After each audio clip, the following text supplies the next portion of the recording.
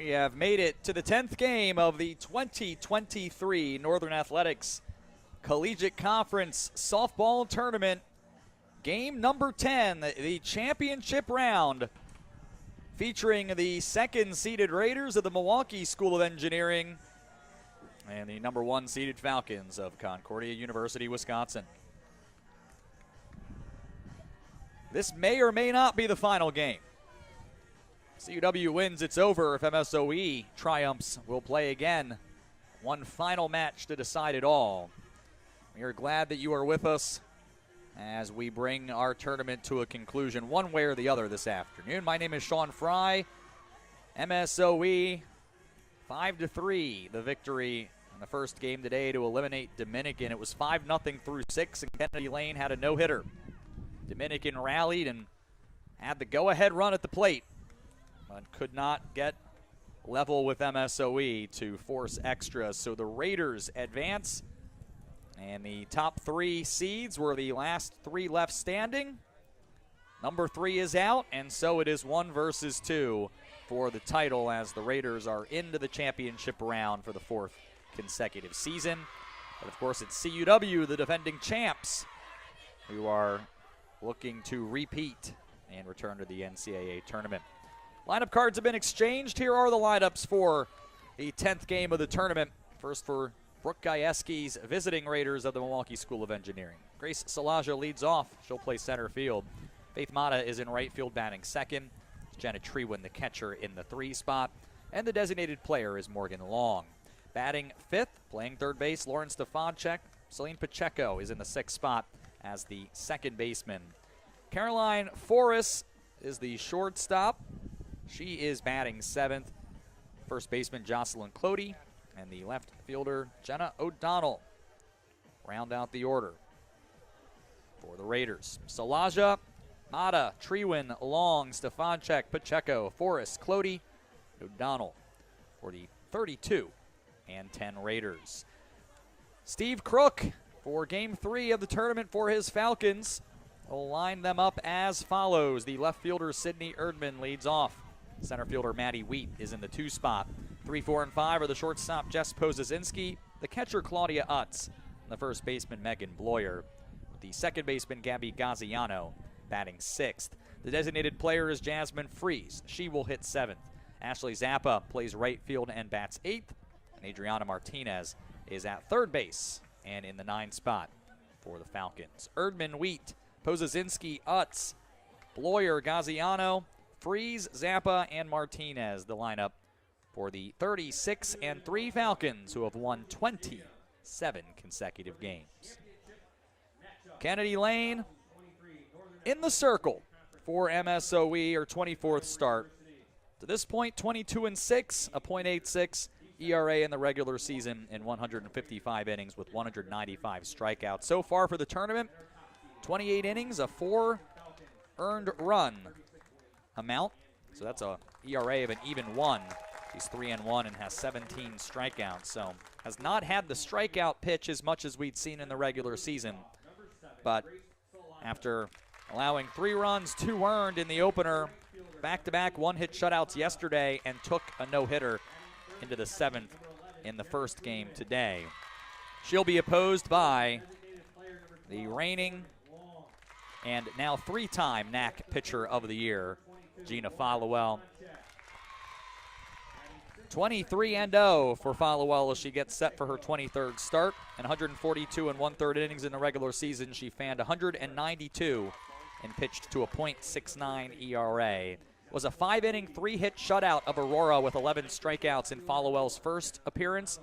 Second one, she went 6 innings and allowed 3 runs, 2 earned in a split game against Dominican, in which rain delay and the conditions certainly seemed to be impactful. She scattered 7 hits and 3 walks, struck out 7, and had to be lifted in the 7th inning for Nikki Becker to close the door with her first career save.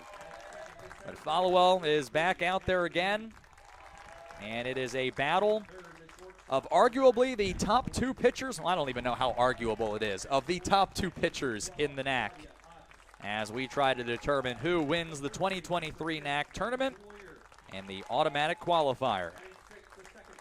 to the NCAA tournament. Once again, recapping this year's tournament. Number 3 Dominican opened the play with a 2-1 8-inning win over number 6 Marion. And then 4th-seeded Aurora held off 5th-seeded Benedictine 9-7. Dominican then a 3-2 win over MSOE, the 2 seed, sending the Raiders into the back draw on the very first day. And Concordia, Wisconsin needed only 5 innings to knock Aurora into the back draw with an 8-0 victory. Then on game 2, MSOE eliminated Benedictine 2-0. And Aurora knocked out Marion 4-1. And it was the Spartans who were next to go, as they were knocked out and shut out by MSOE 4-0 before Concordia, Wisconsin's narrow 5-3 win over Dominican to end play yesterday. And now MSOE 5.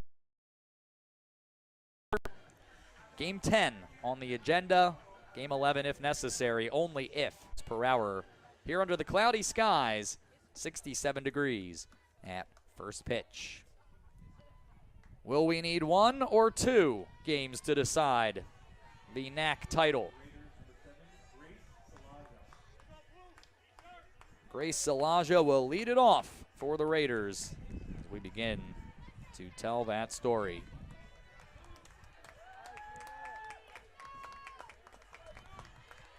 Salaja 3 for 3 with a sac fly earlier against Dominican to make that 3 for 12 for the tournament. As Followill winds and deals and has a foul ball here on the first pitch as we get started at 12:29 Central Daylight Time on this 13th day of May.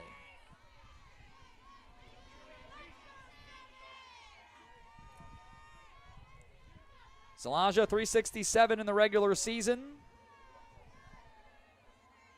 We're on a 7-game hit streak into the tournament and then took 4 games to get into the hit column.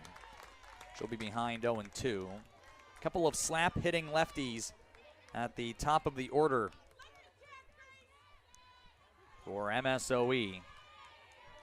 But the CUW defense is back, letting Salaja swing away and relying on Followill and Utz to handle anything out in front. Another foul ball here to Salaja. It's always a tough ask coming up with runs on Gina Followill. Led the nation with a .58 whip coming into this week. Third, allowing just 3.1 hits per 7, top 10 in ERA. Ground ball to short, Pozesinski. It was a hot shot, and she couldn't handle it. Lead off runner is on, and it is an error from a very good CUW defense, just their 30th of the year in their 40th game. And it sets the table for Faith Mata. We've had 4 games to give us an idea of what's likely to unfold here. Probably a show of bunt and a stolen base by Salaja. Ball 1 taken here by Mata.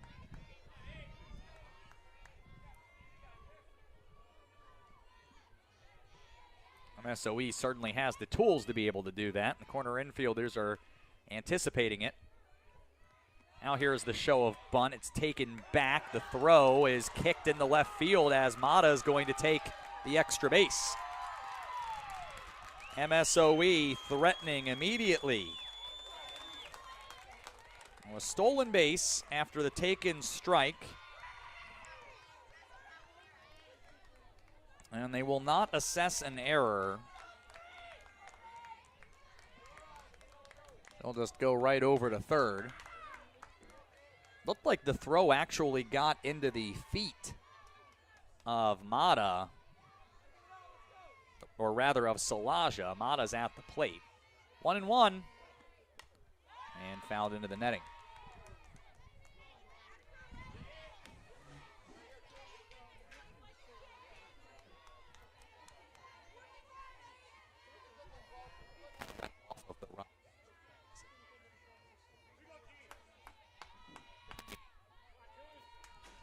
They are going to assess an error I believe it's going to be on the catcher. Mata is going to take ball 2 here. So that's 2 errors already this inning on CUW.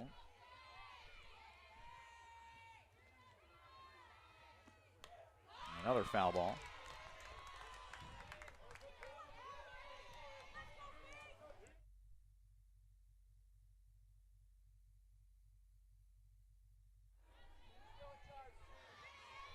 Still a 2-2 count here to the 2-hitter in the MSOE lineup as they try to push home the first run of the ball game early on Gina Followell, and Faith Mata coming forward in the box.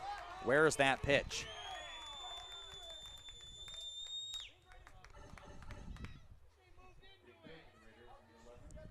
I would classify this as a bit of a startling start. A discussion here from Steve Crook, who I think might be protesting that shouldn't be a hit by pitch here, and that is my best guess. I don't know that there's ever an explanation that a coach is going to be happy with in that situation.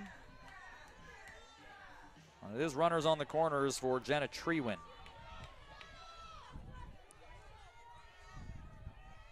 Trewin 5 for 13 in the tournament, an RBI single and a double against Dominican. First pitch, late swing, and then the throw down, and it's another error this inning. Mata takes second and then goes to third as the first run of the ball game scores. That throw wasn't particularly close. An absolute catastrophe defensively. And now the infield's going to discuss it here.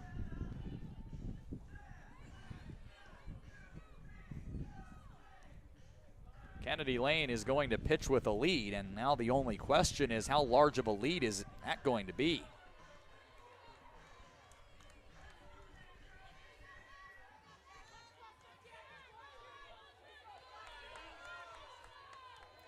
CUW committed an error last night. None against Aurora. And now have tripled that total in one inning. Ground ball to second. That's going to score the run as Gaziano takes the shore out and Mata comes in to score. One away, and the Raiders have 2 runs in 3 batters. And this opening half inning with the assistance of 3 errors. Work to do for CUW beginning in the bottom half. Morgan Long steps to the dish for the Raiders. Followell misses downstairs with ball 1. And you might be looking at this and thinking to yourself, oh, it's not a great start for Gina Followell. I don't really know what she's supposed to do.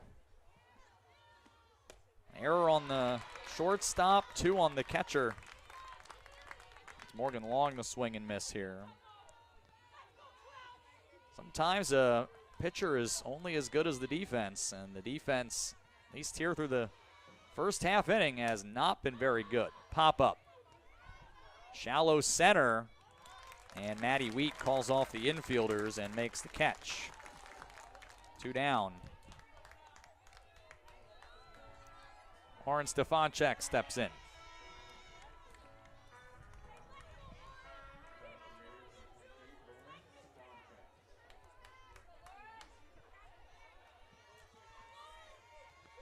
Stefanchek's had a nice NACC tournament. She's 3 for 11 with a homer and 3 RBIs. She'll foul off the first pitch here. I talked about it a little in the first game. For MSOE, just looking for opportunities to try to improve your at-large profile. Still a lot of work to be done. Ball 1. The automatic qualifier is the best way in. And Whitewater and La Crosse and the WIAC both still in their conference tournaments. Fly ball here on 1-1 in the foul territory. Third baseman Martinez stumbled, but after she made the catch, I think the wind knocked that down a little bit. All the same, it is out number 3. 2 unearned runs in. No hits, but 3 errors. And nobody left, as MSOE has 2. And Concordia, Wisconsin is coming to bat next.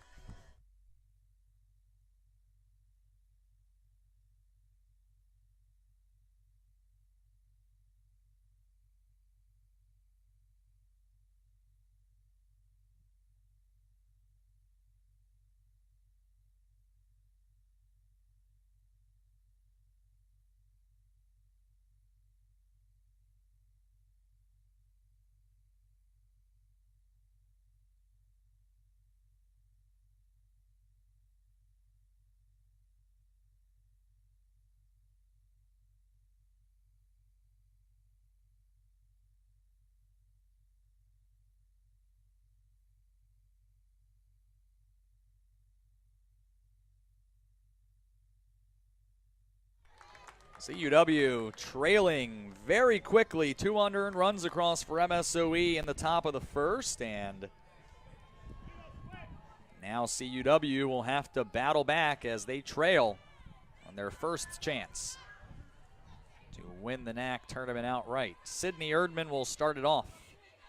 Batting from the left side against Kennedy Lane. Foul ball. Will be an ongoing storyline. How much does Kennedy Lane have in the tank? It would seem to be a good thing. In a strange way, the fewer batters she strikes out, the shorter these at-bats are. 0-1 is rolled over to first, and Clody's going to put that away. Round number 1. Stefanchek, Forrest, Pacheco, and Clody are the infielders. Third, short, second, and first. Treewin behind the plate. Mata in right, Salaja in center, and O'Donnell in left field for MSOE. Maddie Wheat, 2 for 3 against Aurora, 0 for 3 against Dominican in her 2 NACC tournament appearances, and she'll take ball 1 from Lane. An efficient victory for Kennedy Lane significantly improves the team's fortunes in the if necessary game. Strike number 1 to Wheat right here. You hear the wind whipping into the microphone. Going to be something that we'll be dealing with here throughout the day. The 1-1 count to Wheat here from the left side is too high. It's a tough situation. These are good bats in the CUW order. Maddie Wheat hit .353 in the regular season. Sydney Erdman at the top of the order, team best .434. Putting ball CUW specialty. That was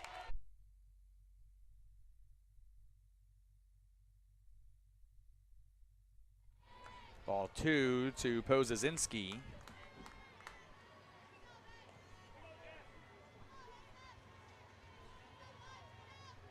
Two count, 2 outs. Bottom 1 is another foul ball.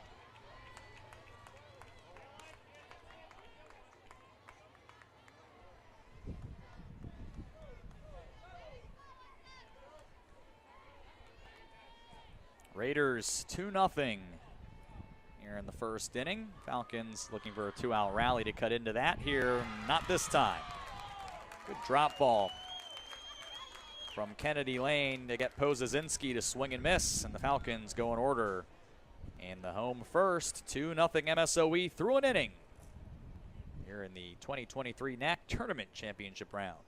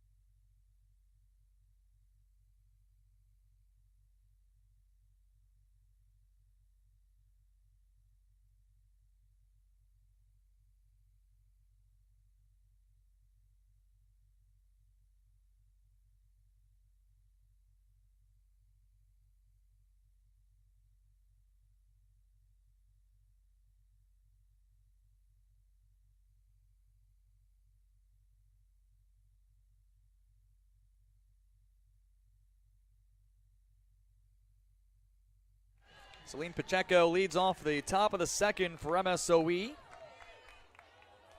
Raiders up 2-0.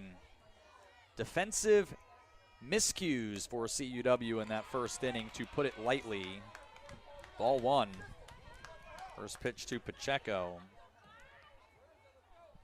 I think that CUW, that first inning, in need of an instructional video defensively. It was rough.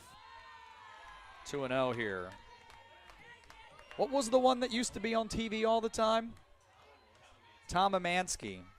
I jest. This is a very good CUW defense, and it was very strange to see how that first inning unfolded. 2-0 pitch is in for a strike here to Pacheco.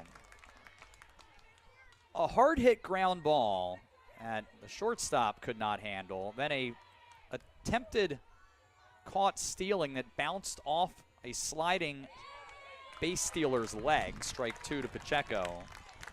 And then another would-be caught stealing that was just thrown directly into the outfield.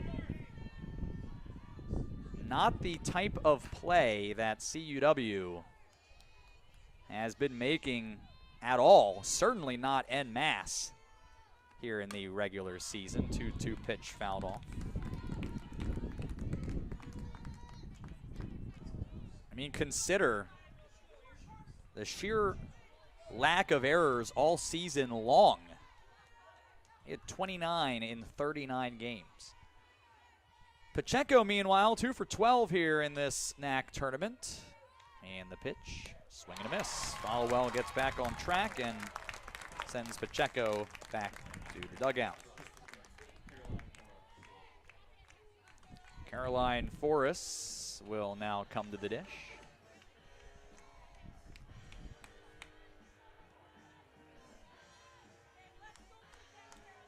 Forrest 3 for 11 here in the NACC tournament.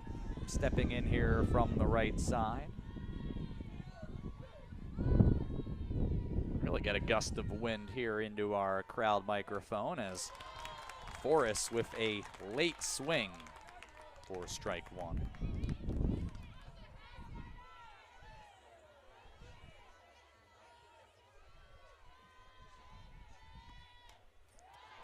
Now ball off the handle, it's 0-2. I think the other thing that's so surprising, we have had a lot of great defense in this NACC tournament. Now, to be fair, there have been some less than ideal errors across all 6 teams here. But just in general, there's a... Oh, she's out. Oh, foul tip into the glove. She's out. Now, Caroline Forrest. Now, I thought that was a check swing, but it sure was. That was an elevated pitch. Forrest got the bat on it, and it went right into Utz's glove. And so home plate umpire Michael Steidel had to signal her out a couple of times, and now here we go for Jocelyn Clody. Swing and a miss. 1-1 here is now Gina Followell has gotten into a rhythm. Back-to-back Ks. Another pitch that she throws by Clody.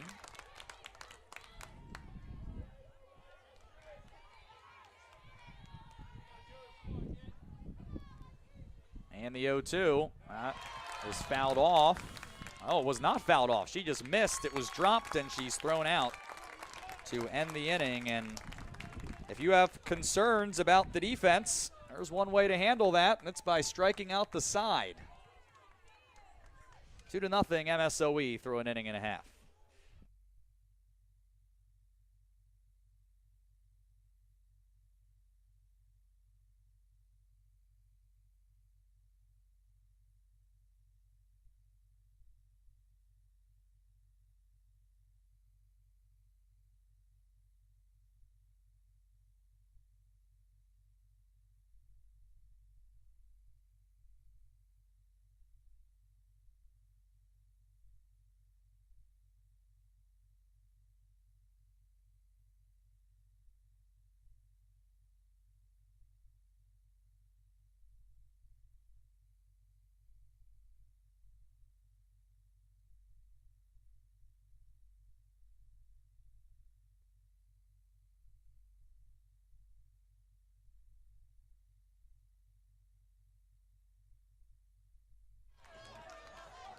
CUW down 2-0, bottom of the second inning. And Claudia Utz trying to start it off here against Kennedy Lane, who misses down with first pitch. Utz 1 for 5 in the postseason after hitting .368. Was on an absolute heater at the end of the season. I mentioned last night that between the time Claudia Utz played Aurora and the end of the regular season, she brought her batting average up 38 points in about 5 games. 5 games. That is hard to do. Roasting the softball over the final week and change of the season. And I recalled saying during that Aurora series that Utz had not had the season that she had had in recent years, and that was true. And it stopped being true on that day. Strike one.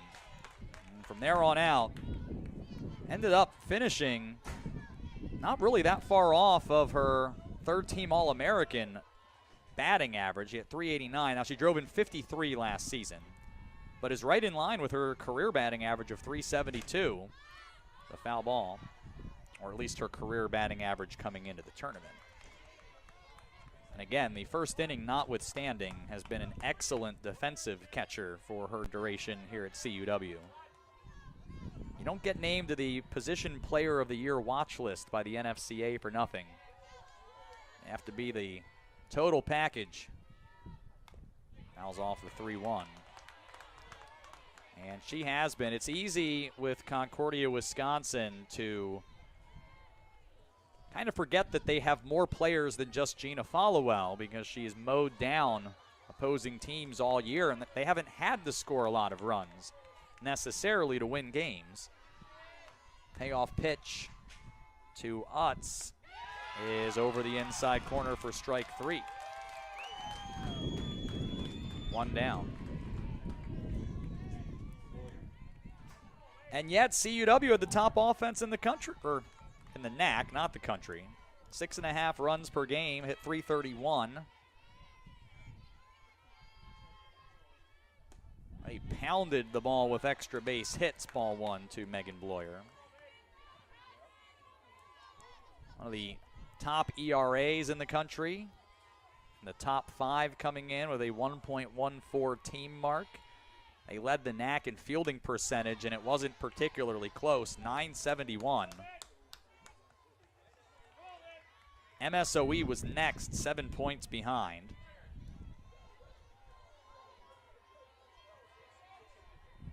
Only 28 errors in the regular season, about 10 fewer than the next team. 1-1, that's fouled in past the netting. 1 ball and 2 strikes.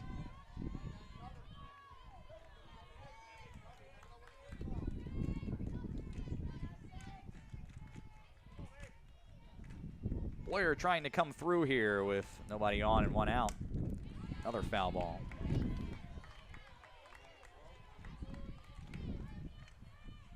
Now, we have a long way to go, but I feel like if you're CUW, you can take some solace in realizing that nobody else has been able to hit Kennedy Lane through at least 4 innings here in the last day and a half. Looper slicing foul down the first base side.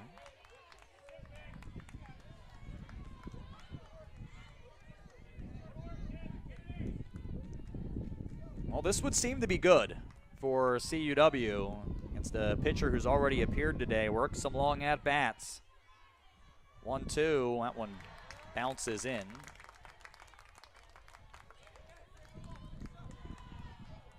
Count even here. Bloyer 2 for 6 this postseason, a 3-game hit streak. Hit .327 in the regular season. Here's the pitch. Popped up. Right side. Pacheco, the second baseman, corrals that. 2 away. And Gabby Gaziano.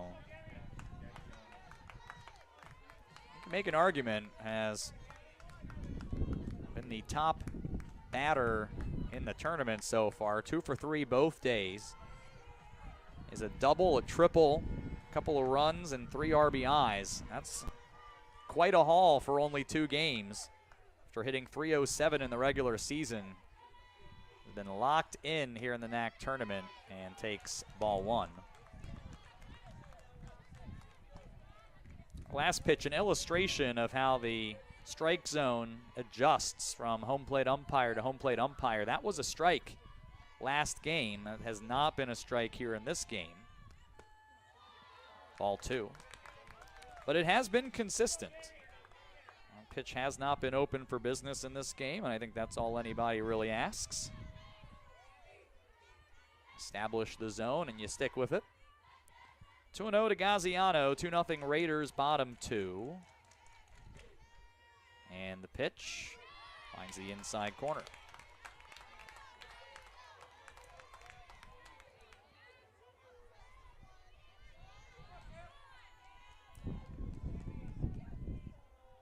I think we all expected these 2 teams to meet at some point in the conference tournament. Foul ball.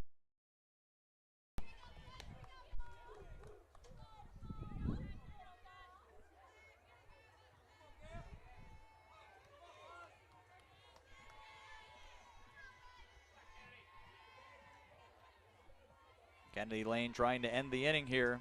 2-2 to Gaziano.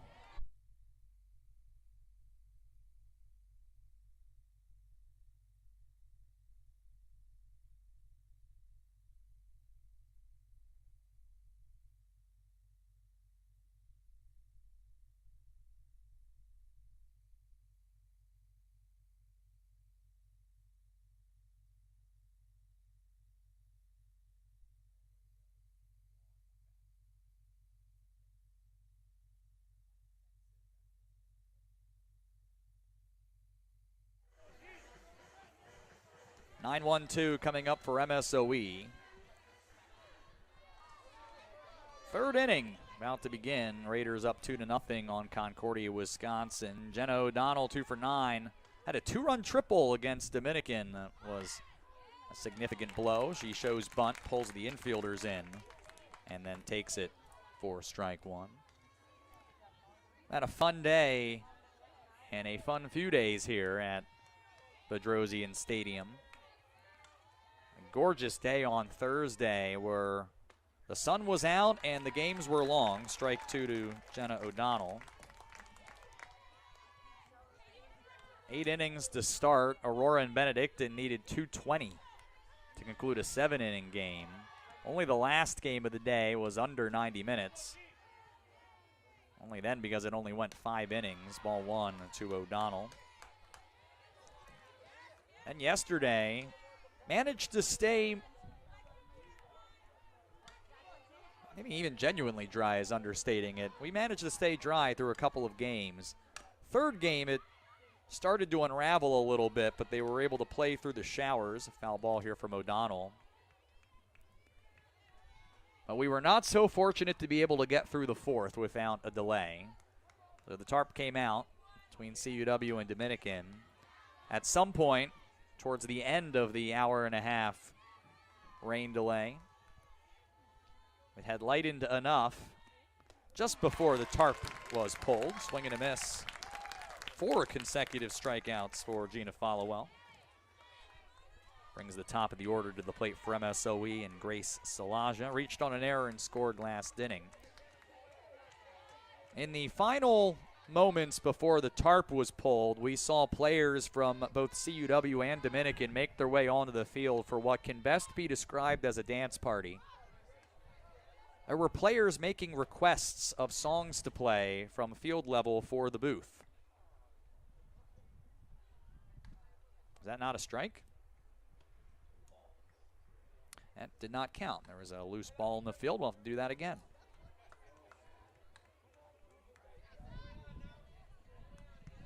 So a pitch, that wasn't a pitch. Try the start of this plate appearance again. Well, I take that back. They called it ball 1. Now we're even.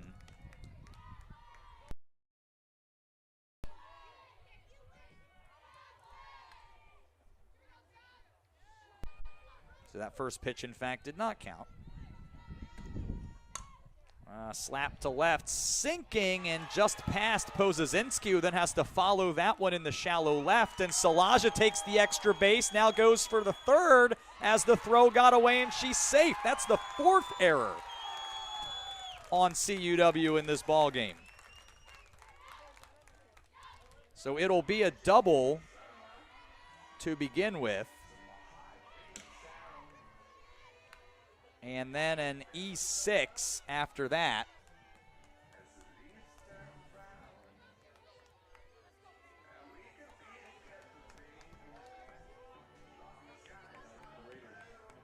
And that will set the table for Hope Mata as the Raiders try to bring in the third run of the ball game on another defensive miscue by CUW. Swing and a miss here. The first inning errors seemed to galvanize Gina Followell, who proceeded to mow down all three batters in the second and the first one of the third, and now is quickly ahead of Mata 0-2, getting a couple of swings and misses.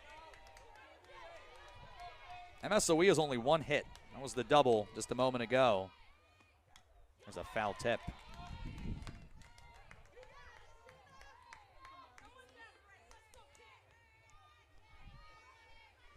Here's the thing. Every team is going to have a game like this over the course of a 40-game season. 40-plus games, if things are going well enough. 0-2 to Mata. That's fouled away.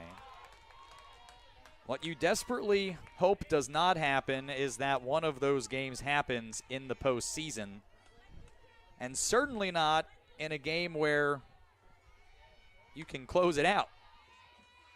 And yet here we are, and CUW perhaps fortunate to only be down 2-0, and Followell makes sure that it stays 2-0 at least for the moment. That one died on the way to the plate, and Mata couldn't get a bat on it.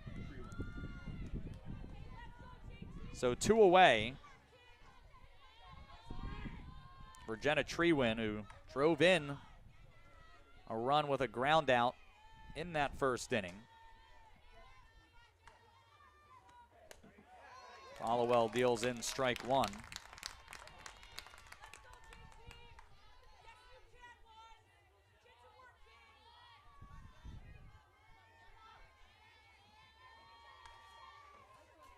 Oh, and 1. Foul ball first base side.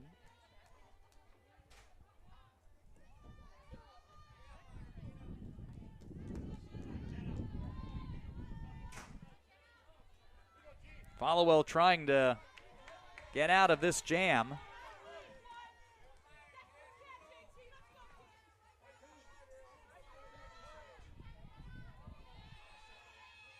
Oh, and 2 to Trewin. One runs in and just missed the inside corner.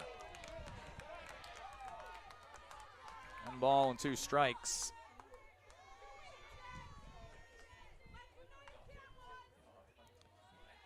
Can Followell get out of this and keep it 2-0? Liner to short. That's caught. She sure can. A hit and an error leave one on, but MSOE can't push it in, and we stay 2-0 MSOE through 2.5.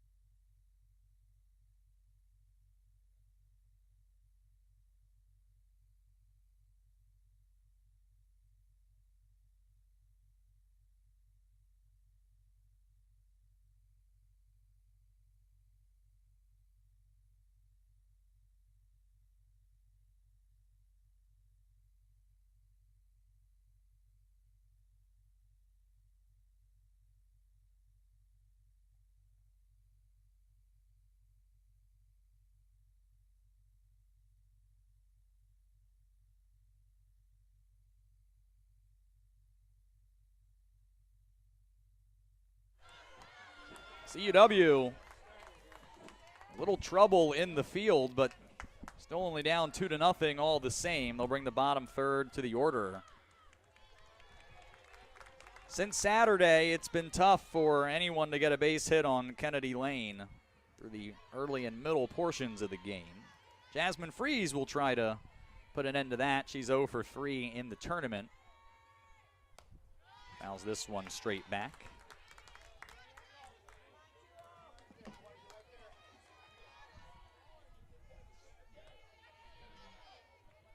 Ultimately, I don't think that this is at all going out on a limb, but CUW is just going to have to tighten up in the field, or it's going to be tough to be able to score enough runs on Kennedy Lane to keep up with what that might lead to on the Raiders portion of the scoreboard.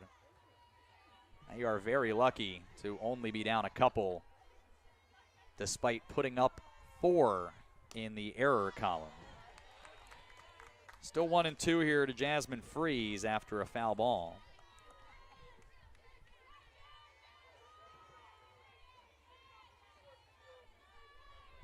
That was an issue that plagued Benedictine much of the season. There were a handful of times for BU where the error totals for games got way up there. My memory serves me correctly, 6 errors on 2 occasions for Benedictine. And with a young lineup, and had a few growing pains, especially defensively. It's not the case here for CUW, and it's just been one of those days. 2-2, and now we're full. A good plate appearance by Jasmine Freeze. We'll say this, after the first batter of the game, every plate appearance against Kennedy Lane has been at least 6 pitches. CUW is working counts, and they are making Kennedy Lane work for every out. And you do wonder how much of a difference that will make as we get into the later portions of this game. Lane threw 100 pitches in the opener. When you try to game out the potential scenarios today, 3-2 to Freeze, too tall. That will end the no-hit bid, or the perfect game bid, a little earlier than we've seen here from Lane recently. But as you try to game out these scenarios, what has to happen for each team to win? And I went over this a little bit in the first game. Here's a pinch runner for Jasmine Freeze. It'll be, looks like Riley Duvall.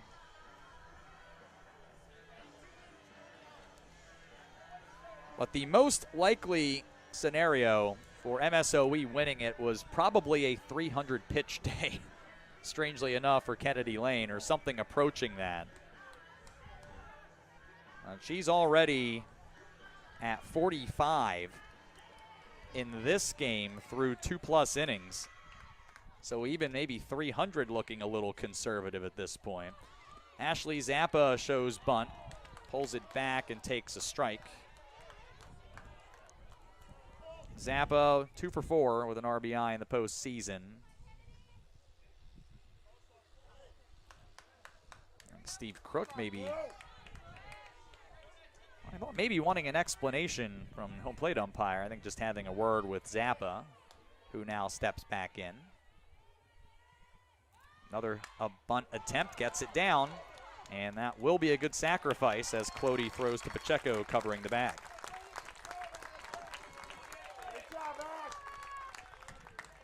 Falcons with something cooking for the first time today. Adriana Martinez did not appear last night against Dominican, but went 1 for 2 and drove in a run against Aurora. Hitting .259 through the regular season, but on a 5-game hit streak, she's 8 for 13 during that stretch. Takes a strike from Kennedy Lane here.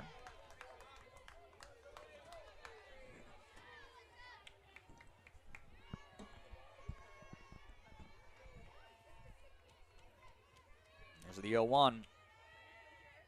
It's too tall.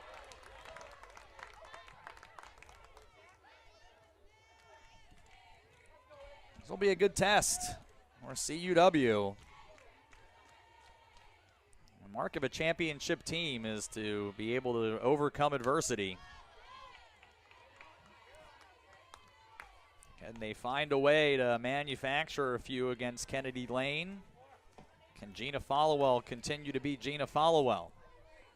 Can the defense tighten up during the final 5 innings? Or 4 innings, more accurately, for the Falcon defense. 1-2. It's off the handle foul. Most importantly, they just continue to work the count on Kennedy Lane and force Raiders senior to battle. 1-2 is outside. It's a food truck here at Bedrosian Stadium. We got some, those gyro fries? Monster fries, they look good. Ground ball up the middle, nice range by Forrest to her left to make the field and then throw it over to get Martinez for the second out. It does advance Duval over to third. And now Sydney Erdman will try to bring in the first run for the Falcons.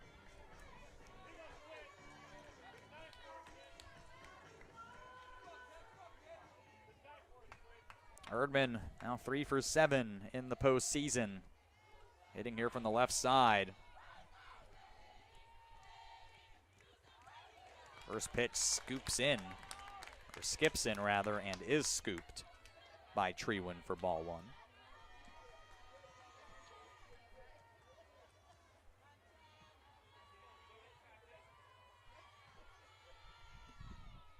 One and out.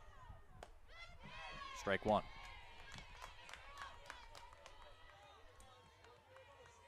Bottom 3, 2-0 MSOE. Over in the NACC baseball tournament, Aurora taking on Edgewood first thing this morning. Foul ball.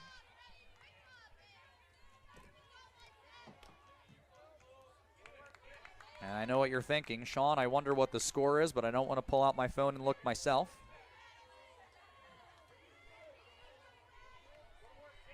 And at this exact moment, the internet not cooperating. It's 8-1, bottom of the 8th, Aurora leading. Another foul ball as Erdman stays alive. Should Aurora win, they would play Benedictine at 2 o'clock, and if Benedictine wins, then it's done. If Aurora manages to avenge a 6-0 loss last night, they'll come back to it again at noon tomorrow. 1-2 is low and away. Erdman extends this at bat again.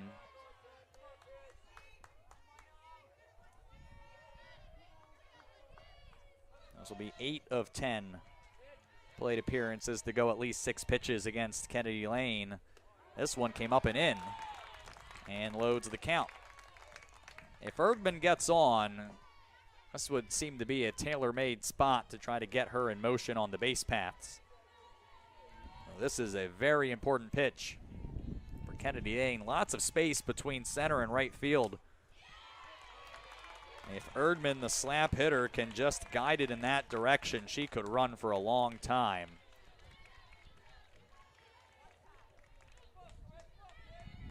How about the CUW offense? They have not gone quietly at any point so far today. He'll try the payoff pitch to Erdman again. This is tapped slowly on the third base side. It almost made a right turn back into play. You could see the spin on the ball from up here. And it was trying, but I think just a little bit too choppy at this point in the game for it to make its way over. MSOE was very reluctant to touch that one. I think maybe they thought it was dead since it landed in foul territory. 3-2 again to Erdman. Another foul ball.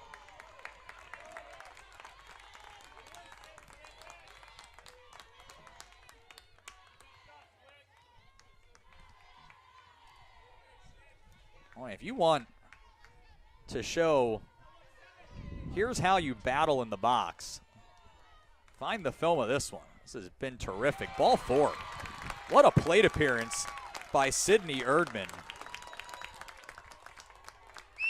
10 pitches and gets on. On 2 strikes, she fouled off 5 pitches. Make that 4 with 2 strikes.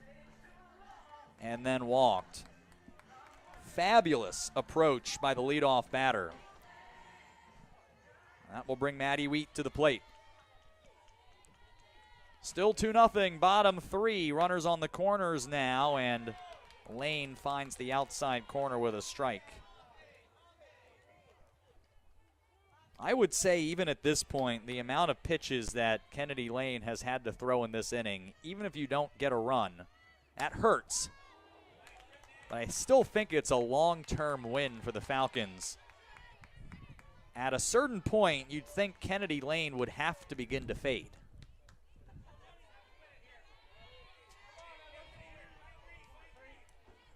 0-2. Another foul ball.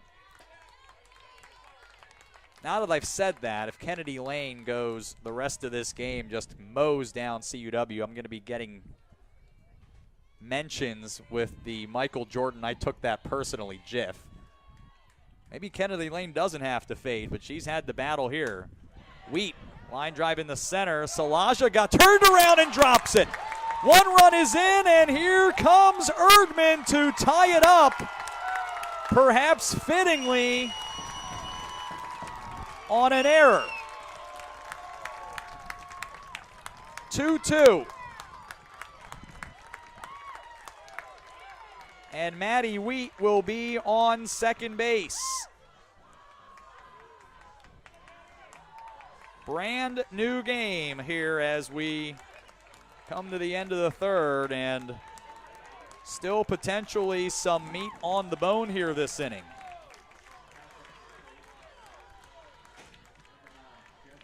If you had asked me before the game, Sean, will defense be a factor in this game, I would have said, look who's pitching. Are you kidding me? Unbelievable. Jess Pozazinski can give the Falcons the lead. The teams have 1 hit combined. They have combined for 5 errors. And for 4 unearned runs. 0-1. That's off the plate wide.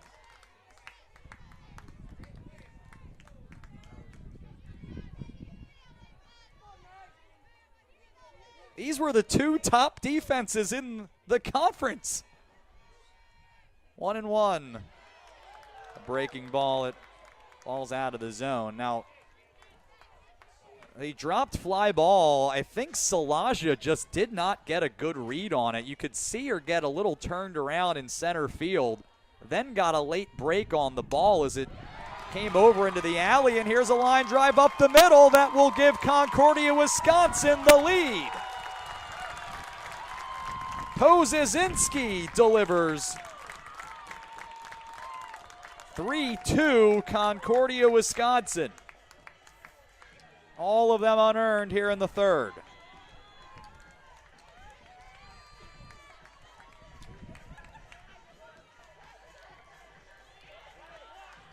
You wonder if the cumulative effect, those first 11 batters and how hard they battled against Kennedy Lane, has started to pay some dividends. Claudia Utz taking ball 1.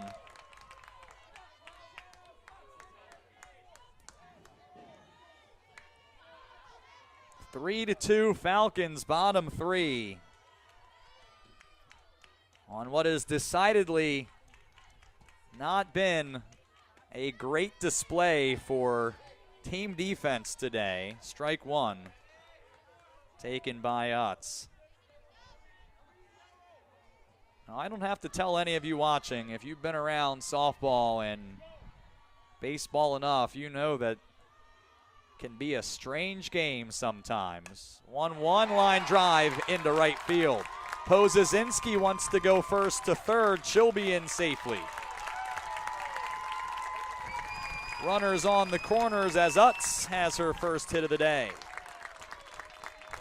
And Brooke Gajewski is out of the dugout. The threat's not over. See the sun for the first time today. But the sun most certainly not shining on MSOE right now.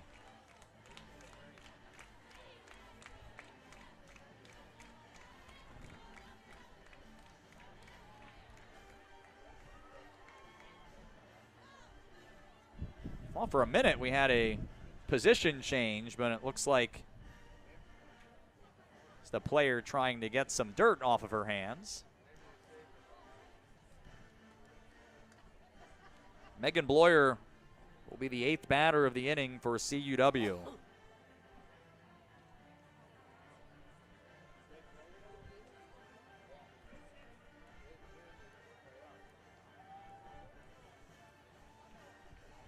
I think any of us would have believed 3-2. Maybe as a final score, maybe not even that high. I think in either direction. I don't know that anyone would have guessed it would have unfolded like this. Bloyer 0 for 1. Lane now trying to battle and rips one in for strike 1.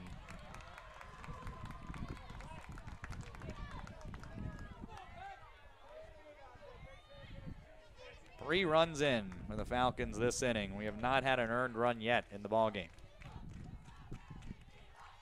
0-1 to Bloyer. Breaking ball, pounded off the dive into left. 1 run in. Here comes Utz. She scores 5-2.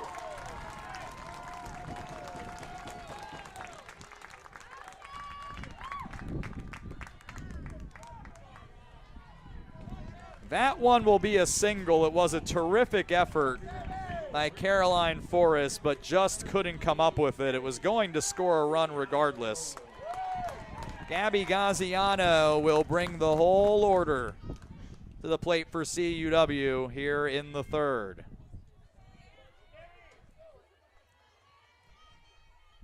Grounded out to end last inning. She takes ball 1.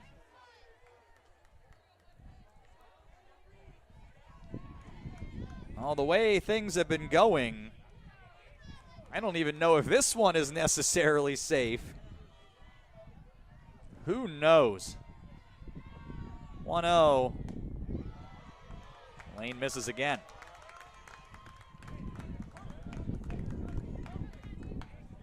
Well, the Saturday of a conference tournament, the last day, everyone has been here for a few days. You're not really in your regular routine. There's a late swing on 2-0.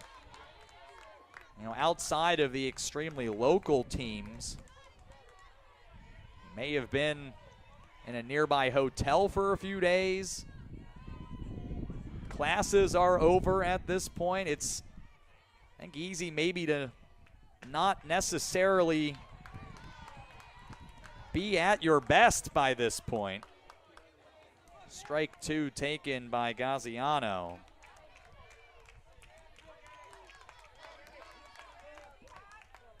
And so sometimes these last few games can be battles of attrition.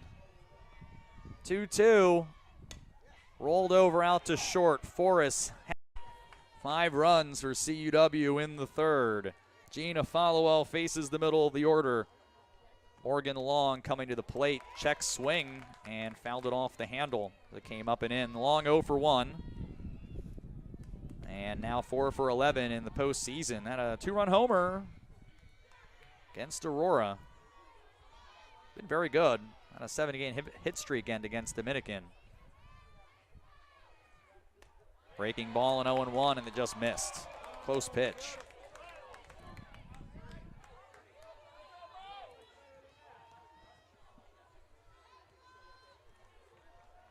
One. Followell with strike 2. If you're just joining us, you can always go and back up the video. But if you'd like me to recap it for you, MSOE with a couple of unearned runs in the first inning as the Falcons committed 3 errors. 1-2 is lined softly to first, and it was bobbled by Bloyer, who can't get back to the bag. That's CUW's 5th error to lead off the 4th in a game that has been laden with errors at this point. It looked like the ball took a little spin and she was forced to try to play it with the bare hand. That's exactly what happened. It was coming to her. She was set up right next to the base, and then the spin on the ball came back to her right.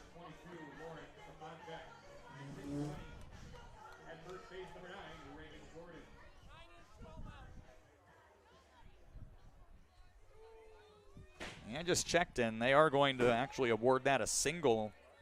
In real time, I thought maybe that would be another error, but when you take a look at that video, which we have the benefit of, and that was a pretty wicked left turn that it took as we see it on Megan Bloyer. Now a pop-up foul by Lauren Stefanchek. It was 0 for 1. Anyway, so the 3 errors in the first ended up giving MSOE the lead. CUW battling at the plate all the way the first time through the order, and then finally able to break through. Center fielder turned around on a fly ball, wasn't able to get to it, and dropped it on her way into the alley. That allowed CUW to tie the game, and then followed up with 3 straight singles. Last by Megan Bloyer, who drove in 2. Stefanchek hits this a ton deep to left, and it's foul. Barely.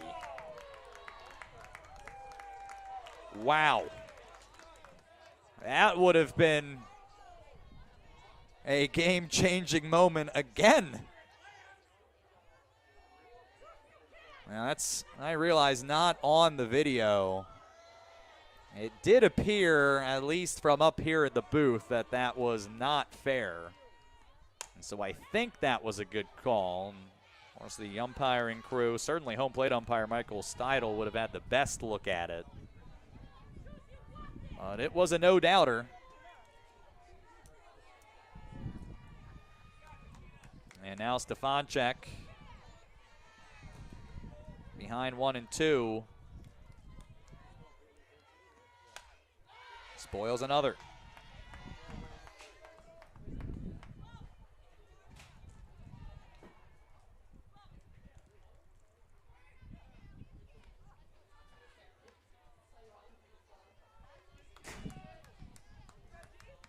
One ball, 2 strikes, 1 on, nobody out, top 4. An hour and 4 minutes of softball already, not even to the halfway point. Be a long one here. Breaking ball on 1 and 2 that just missed the bottom of the zone. It's even at 2 and 2.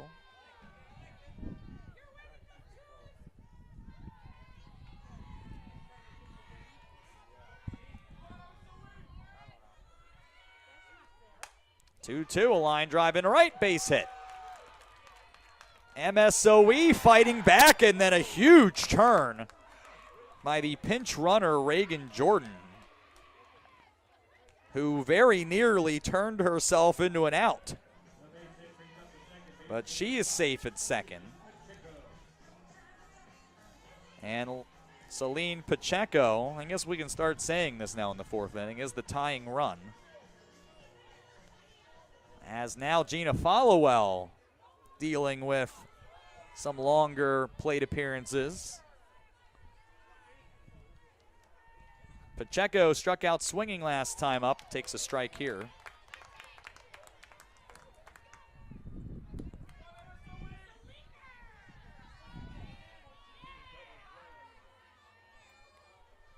Sarah Grossman is warming up in the MSOE bullpen. No sign of Nikki Becker just yet for CUW. Fly ball on 0-1.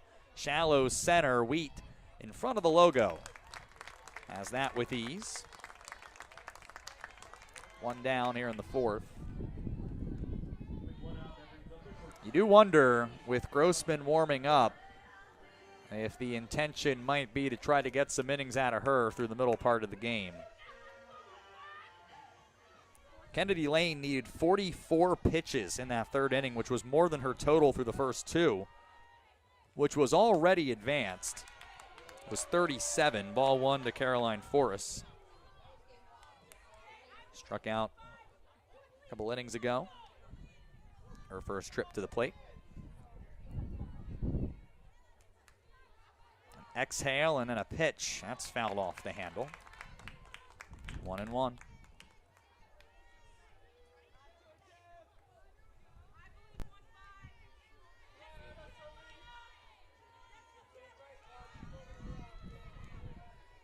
Hollowell back on the rubber here on 1-1. 2 on and 1 out. Hollowell delivers strike 2. The NACC Tournament Championship banner for the post-championship photo has made its way into the building. We're going to be awarding it this afternoon one way or the other. Whether it's sooner or later, we'll find out. 1-2 popped up to the netting.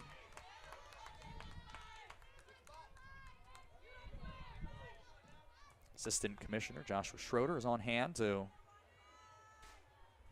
do the honors here in a little bit. Counts 1-2 here to Caroline Forrest. 1-2, that ends up running in and hitting Forrest. The bases are loaded. What is going on in this game? I thought this had a good chance of being 1-0 or scoreless right now. It's 5-2. The runs have been unearned. The starting pitchers have not been dominant. Grace Brown is going to come in and pinch hit in this spot for Jocelyn Clody.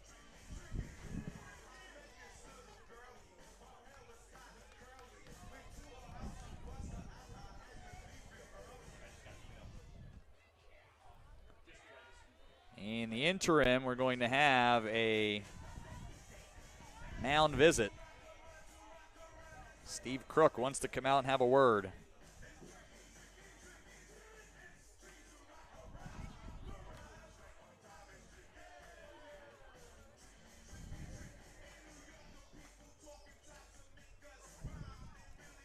You run out of the right words in moments like this.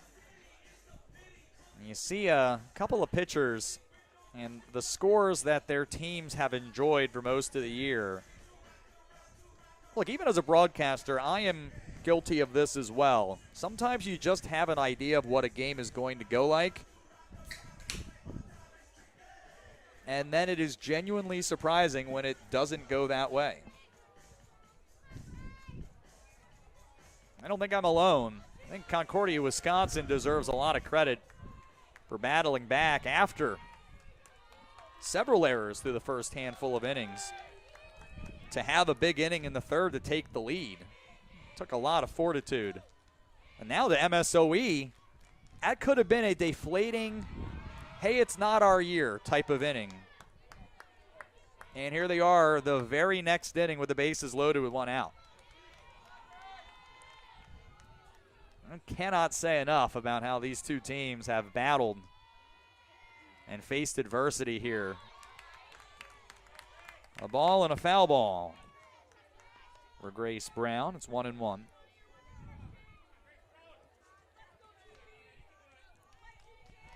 Brown, as a pinch hitter, flew out earlier today. Her only appearance. 1-1 here from Followell, runs inside and missed the corner.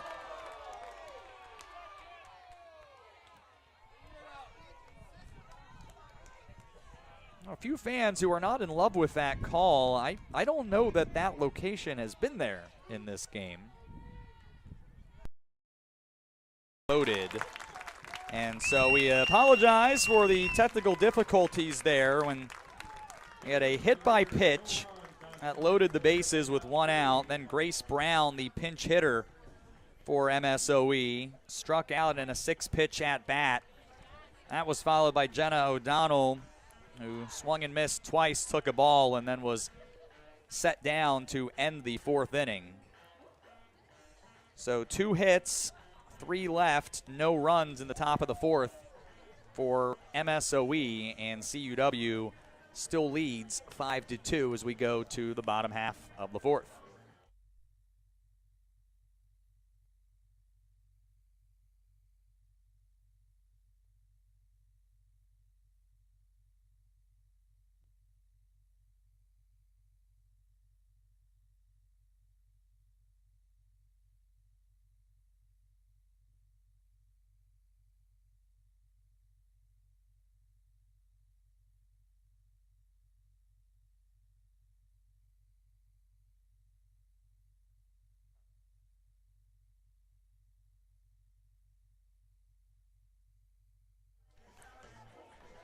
Morgan Long back in as a designated player for MSOE, and Jocelyn Clody is back in at first base for MSOE.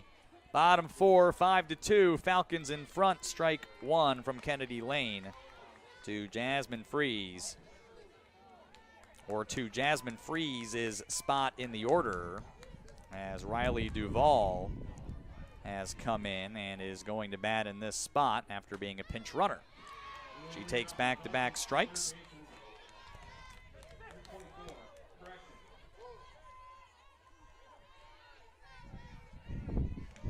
Oh, 0-2 to Duvall at .216 in the regular season. Foul ball here. But went 2 for 3 against Aurora with a double and 3 RBIs in her last and only appearance in the NACC tournament prior to this one.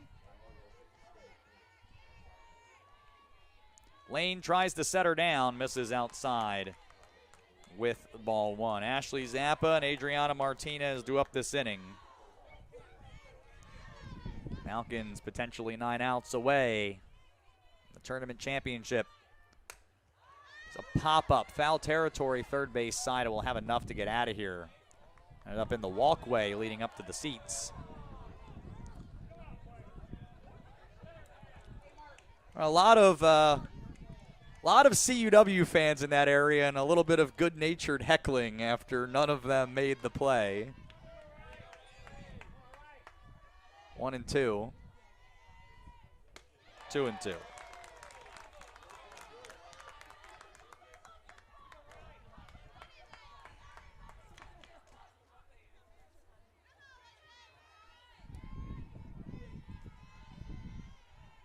No more activity in the bullpen for MSOE.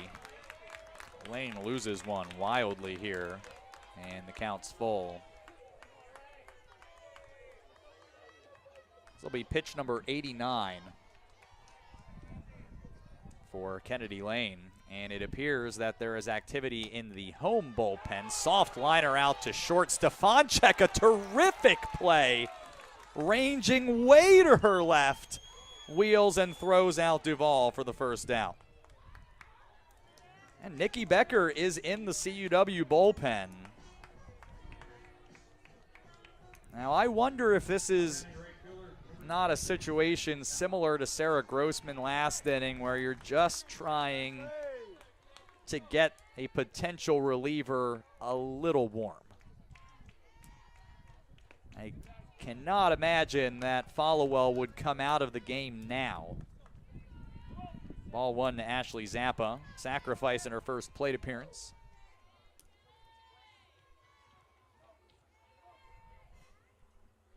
One and 0. That one runs in for strike 1. If Followell was lifted at this point in the game, I think that would fall into the category of genuinely shocking. But you never know.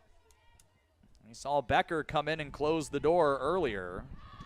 Lane, a good pitch to get Zappa swing over the top, and that gets Lane ahead 1-2.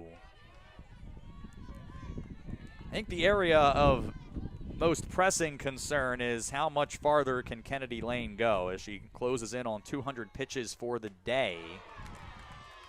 It does not appear that we're quite to that point yet. She gets Zappa to fan on a rise ball for the second out. Fourth strikeout for Lane.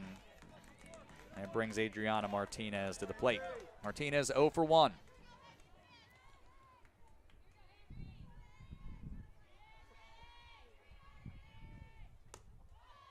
First offering to Martinez is too high.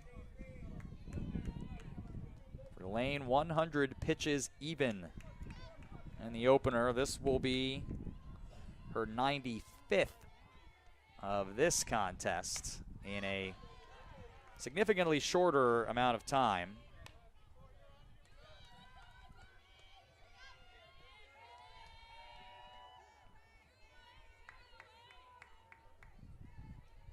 One ball and one strike. 2-1.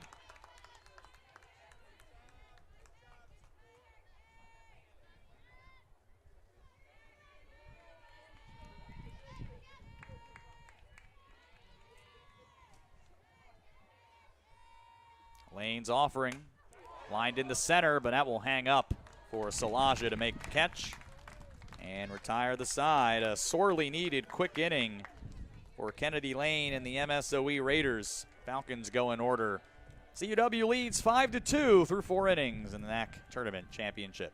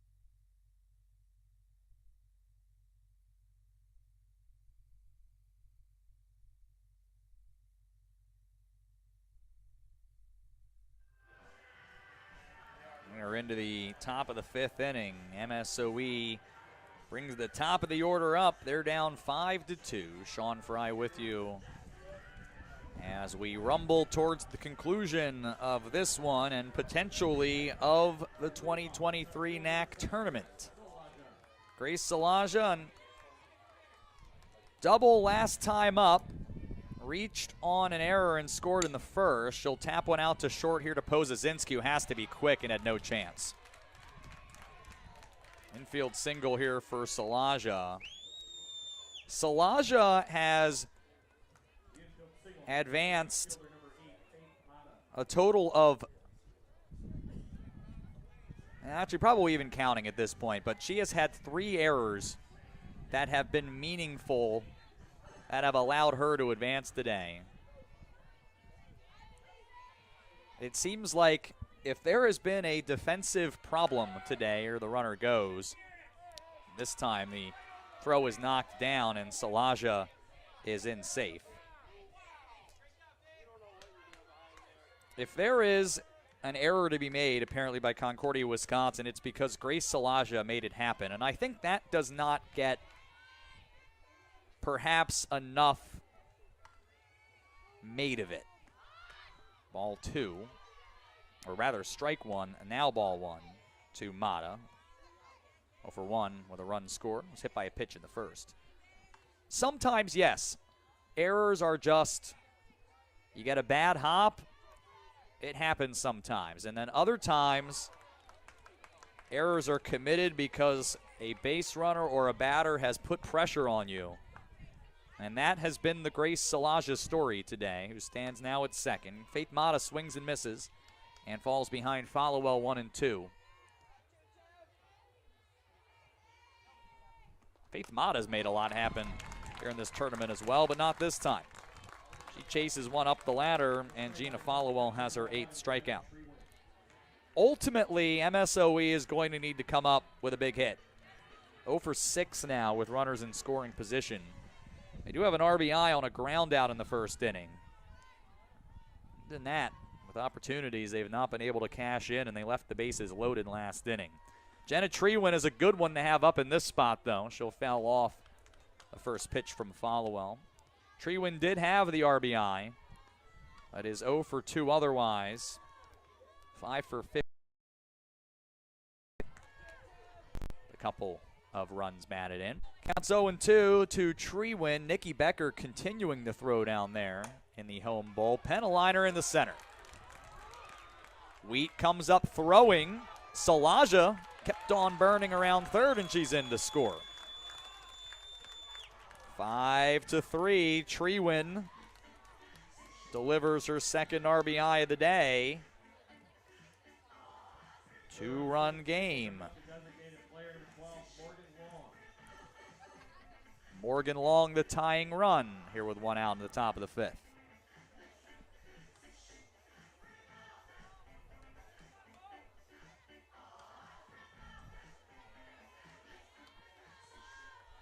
Long 1 for 2. Now 5 for 12 in the tournament.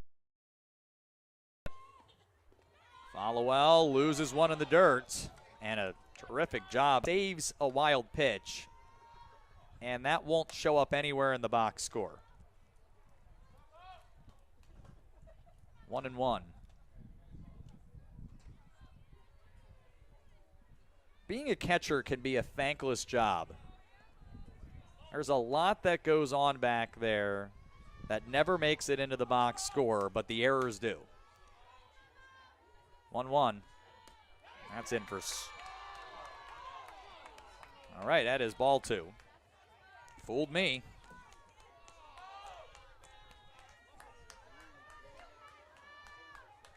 That's why I'm up here and the umpires are down there. 2 balls and a strike as Long gets ahead on Followell and gets a pop-up. Shallow left. Pozazinski goes back a few steps off the dirt to record the second out.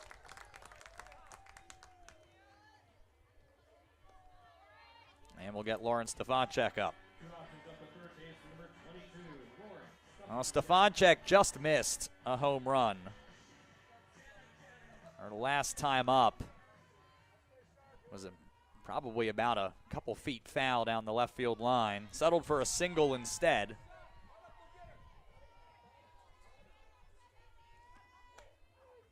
She'll take strike 1.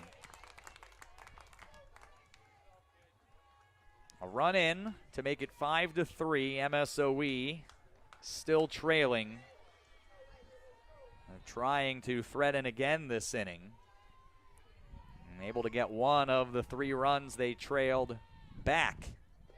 Late swing by Stefanchek, who was fooled. Followell at the bottom, the fall out of that.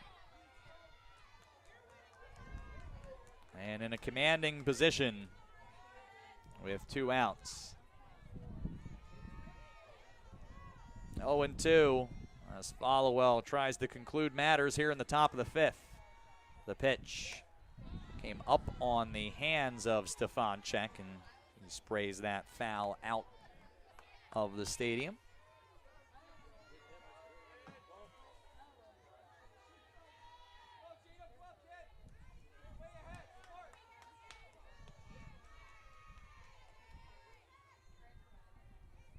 Oh, 0-2 again.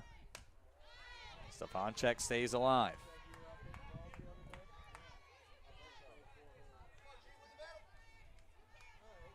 There's a surprisingly large list. Who do you want at the plate in a big moment? I mean, that's a testament to all the batters in this game, but I think Lauren Stefanchek might be at the very top of that list. Takes ball 1. She has a great approach, battles, and has shown a propensity to come up with the timely hit. Could use another one here.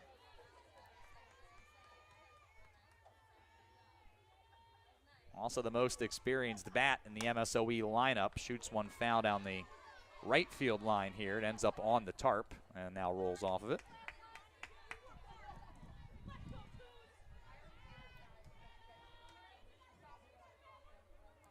Got fans here in the bleachers. We got one down in the left field corner. We've got another handful of fans down in the right field corner. I think those are MSOE fans here on the first base side.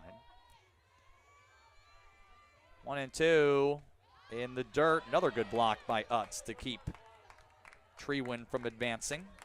Count evens here at 2-2. Already an hour and a half of softball and not particularly close to the finish line.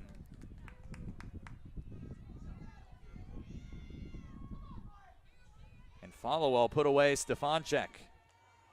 8th pitch of the at-bat coming up. Ground ball up the middle, past the dive of Pozesinski. We play on.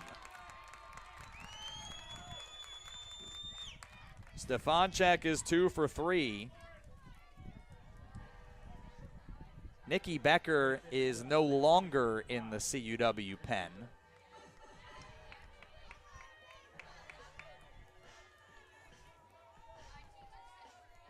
Celine Pacheco now is the go-ahead run here in the top of the 5th. 0 for 2. 5-3. Falcons lead. First pitch fouled into the netting.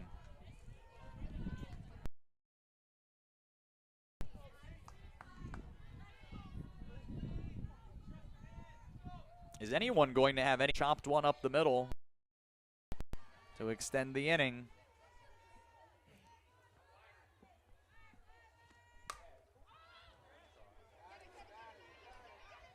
Oh.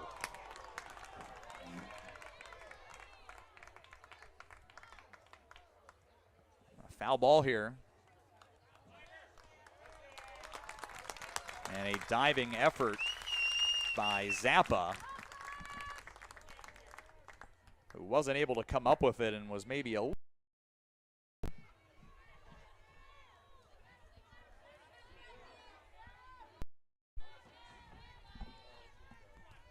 Pacheco still battling.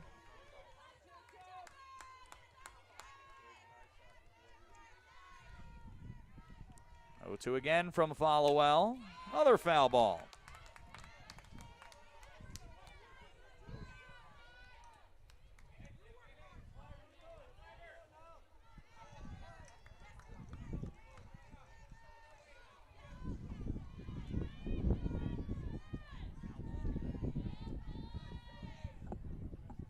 Still 0-2 to Pacheco. Breaking ball, got her. A big bender. Rings up Pacheco and ends the inning. A run comes in on 3 hits. 2 left. It is 5-3. And we'll go to the bottom of the 5th. CUW in front.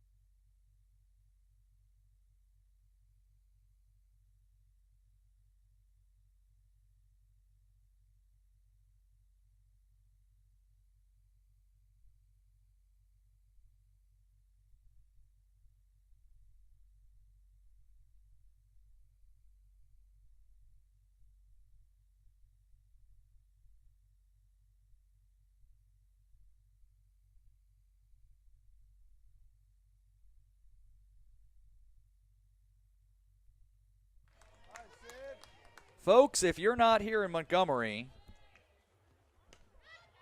and it is hard for me to describe the level of tension right now here at Bedrosian Stadium. 5-3, Concordia, Wisconsin in front. Sydney Erdman takes a strike from Kennedy Lane to lead off the home 5th. And then a ball in the dirt to even the count. Erdman, a ground out and a walk. She scored in the third inning. What was the tying run at that point. 1-1 to Erdman. Slapped through the hole and right. Leadoff single for the sensational senior from nearby Geneva.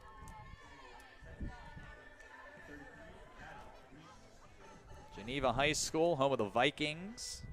Big rival is Batavia. Fun facts for all of you, maybe not from the greater Aurora area. Maddie Wheat to the plate from the left side. Shows bunt, gets it down. Stefanchek charges, fields it well, and a good throw across the diamond. Sacrifice is good. I talked a minute ago about wanting Lauren Stefanchek at the plate in a clutch spot. She has played a fabulous third base all tournament long. We don't have advanced metrics like defensive runs saved above average, but I would have to think that they would be pretty high for Lauren Stefanchek. There's a foul ball from Jess Pozazinski. We don't have those, right? We don't have it. No, nothing like that. Okay, just checking. I was wondering if there was a section of the NACC website that I was unaware of. It was going to be a life-altering event for me. Ball one. Jess Pozazinski is 1 for 2, RBI single. And in the third inning, part of the 5-run inning, that is the difference right now. Lane, ball one. Or ball two, more accurately. Claudia Utz on deck.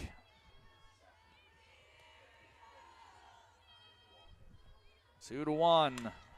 Hard ground ball, wicked hop at Stefanchek, and everyone's safe.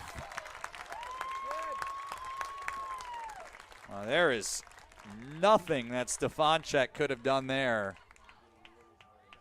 as that one had so much topspin and just sprung.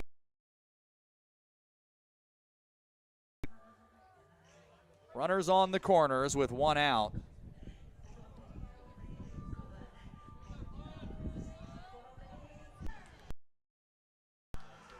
So a 9-3 double play ends the inning here in the fifth. 2 hits, 1 left, no runs. To the sixth we go. It's 5-3 Concordia, Wisconsin.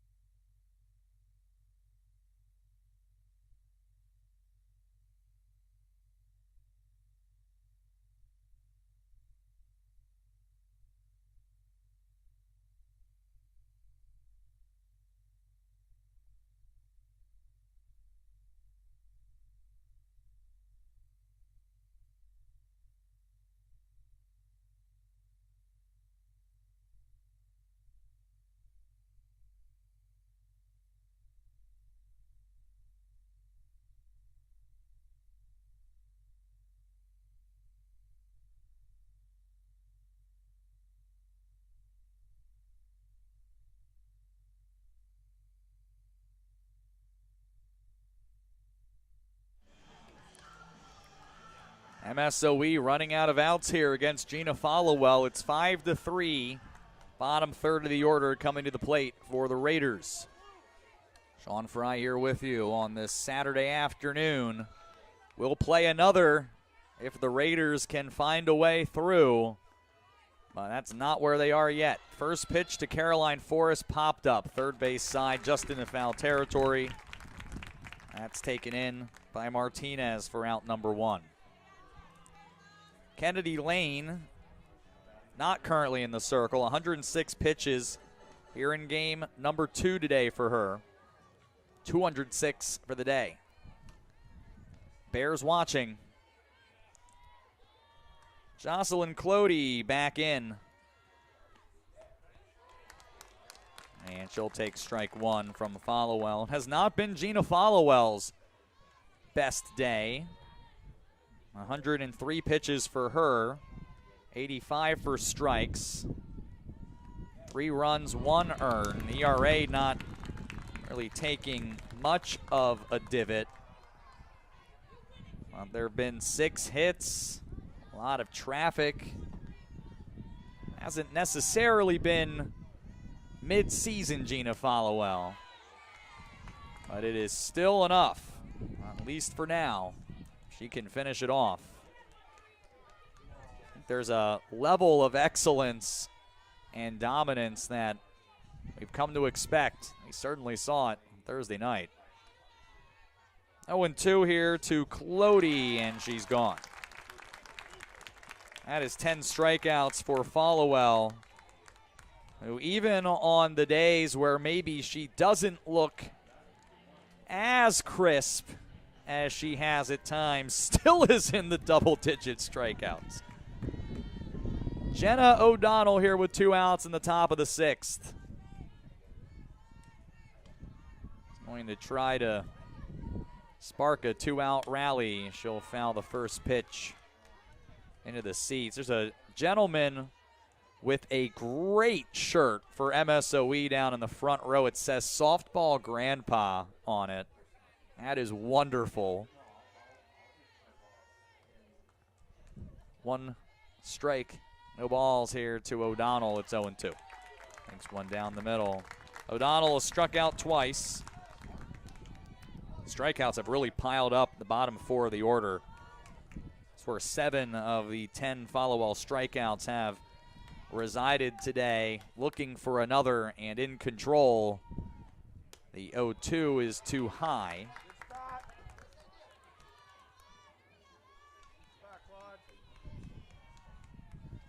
Top of the order is going to be up one way or the other for the Raiders, and it's how they'd like it with their season on the line. If you have to be in that situation. 0-2 is too high.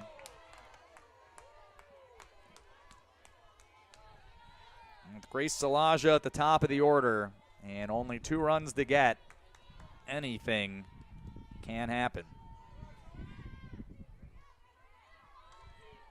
I think everyone here knows it too. Here's the 1-2. That one comes in, and it hit O'Donnell. And that one stung a little bit. I think that might have been, I don't know if that was right on the elbow.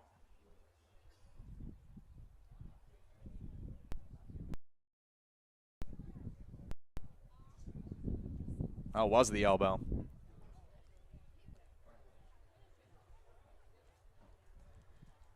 Sometimes hard to tell when they wiggle the fingers like that, if that's maybe where they took it. Hopefully Jenna O'Donnell is going to be okay to resume here. That is not a great sensation.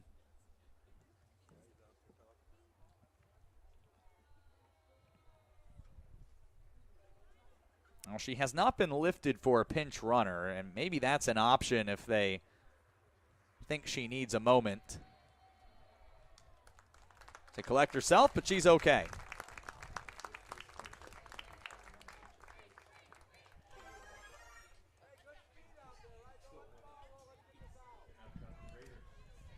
A lot tougher than I think I would have been in that situation.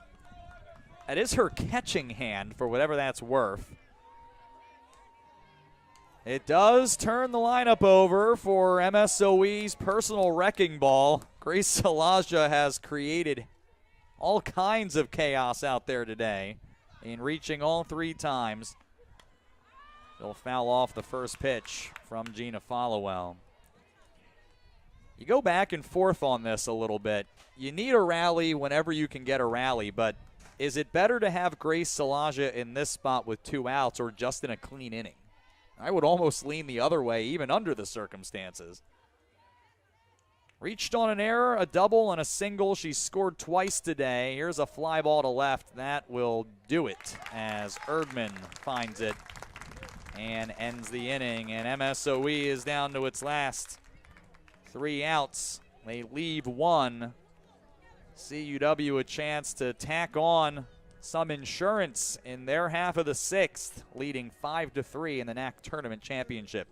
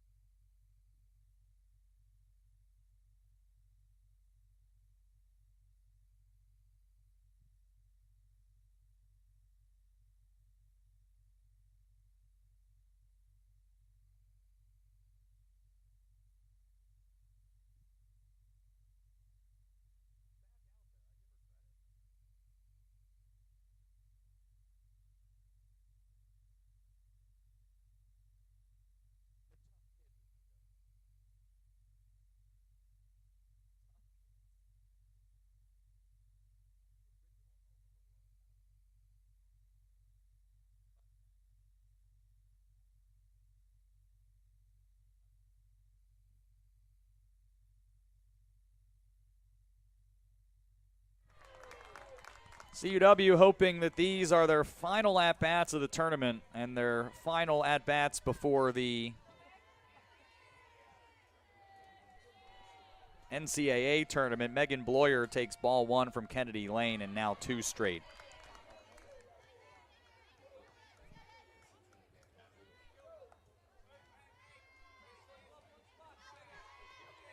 Bloyer a 2-run single last time up in the 3rd.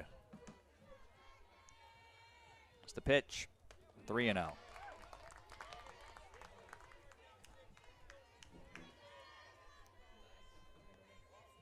Kennedy Lane has thrown a lot of pitches this season.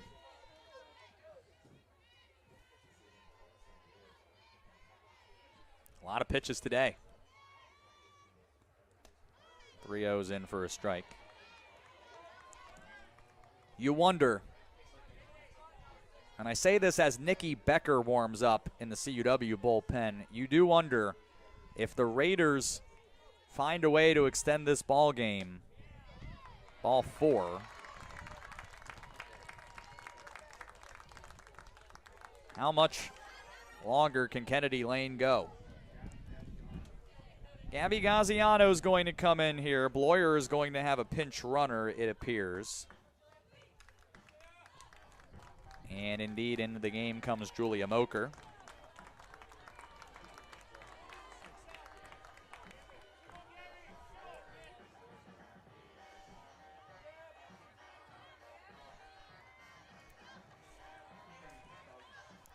Gabby Gaziano, 0 for 2 today, but she's had a terrific tournament.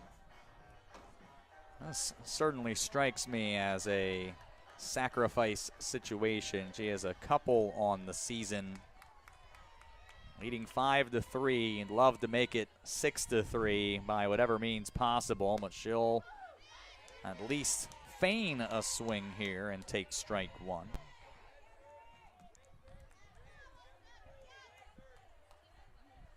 Falcons can get 3 more outs. They'll survive a 4-error contest,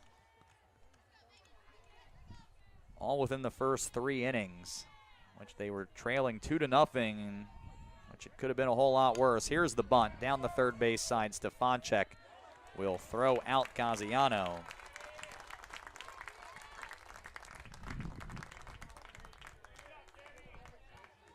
So Jasmine Freeze returns to the game.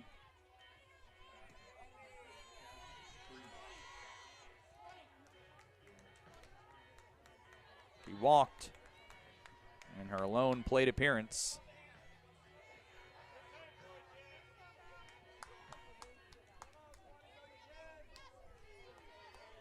Kennedy Lane looking to limit the Falcons here in the 6th and keep Raiders down by 2, going to their potential final inning of the season. Swing and a miss from Freeze. Now a foul ball straight back. It's 0-2. Falcons 2 for 5. Runners in scoring position today. They made the most of their opportunities. Not been many. Went quietly in the first and second and fourth. Briefly threaded in the fifth before an inning-ending line-out double play. Ball one here. Really one inning. Not really one inning. Exactly one inning. The difference in this ball game right now. And even that took an error. Line drive in the left at Hook's foul. Only earned run of the game came in the fifth off Gina Followell.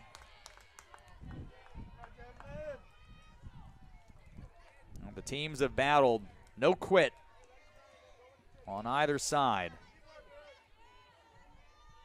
1-2 to Freeze, and Lane missed the corner.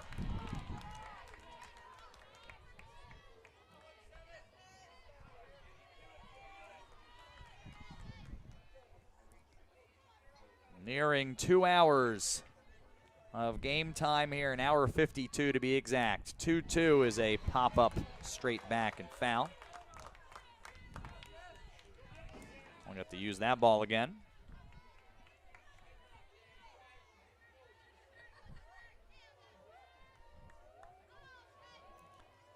Next stop for whoever emerges victorious in this series, potentially. Ball three, good take by Freeze. Next stop for whoever that team is the NCAA tournament. Find out where the day for Freeze. He will be replaced by Abby Cairns. So Freeze done for the day after working a couple of walks, including one in a 12-pitch plate appearance. So she'll actually end up 0 for 3 for the NACC tournament, but with 3 walks. It's not bad at all. Ashley Zappa now with 2 on and 1 out. Will take ball one down and in.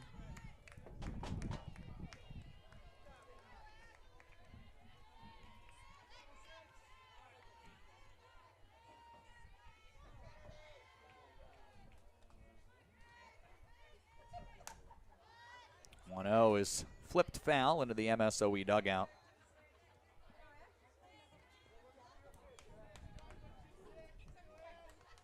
One ball and 1 strike. Do want to take a moment here while we have a slowdown in the pace of play. Big thank you in order to everyone. Let's just be honest. There's a lot of folks who have made this happen. 2-1 to Zappa. Thanks, of course, to the Assistant Commissioner of the NACC, Joshua Schroeder, for being here all 3 days. And maybe for a little bit longer if the Raiders can mount a comeback. AU Facilities team, here's a swing and a miss. Kaylee Underwood leading the way here for much of that today. Chad Trudeau as well. Number of others, the event staff, whether they were at the admission table, helping out with the scoreboard, chasing down foul balls, you name it. 2-2 is popped up. Foul territory behind the plate. Trewen couldn't get there. How could I forget the athletic communications staff led by Director of Athletic Communications Brian Kipley, graduate assistant Ali Texera, a number of others who have helped in that area. We had Brendan Blair here on the broadcast a couple of times on Thursday. 2-2, another pop-up. That will get into the seats and just out of the reach of a Falcons fan who went for it. Couldn't quite get to it.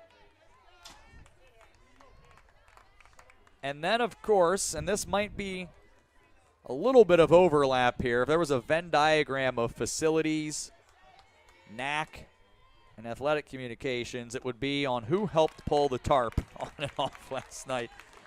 So thanks to everybody who helped make that a quick experience. 24 minutes from the time the tarp removal procedure began to resumption of play. 2-2 still to Ashley Zappa, who is rung up here by Lane for the second out. She can't believe it.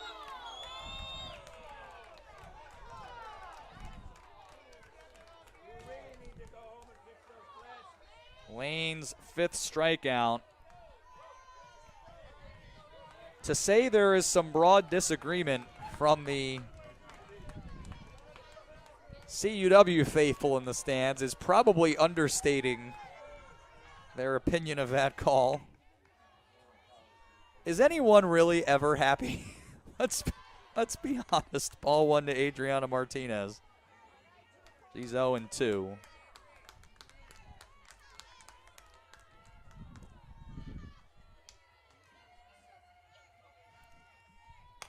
Ground ball right side. Pacheco slides, makes the stop, and the backhand throw is in time to get Martinez and end the inning.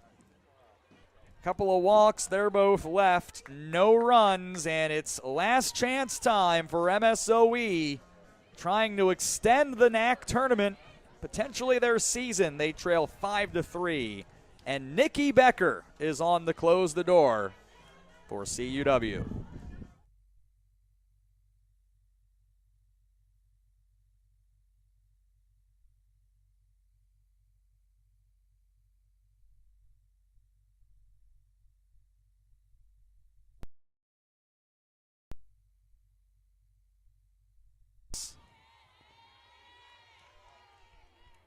One-two to Mata, and a foul ball.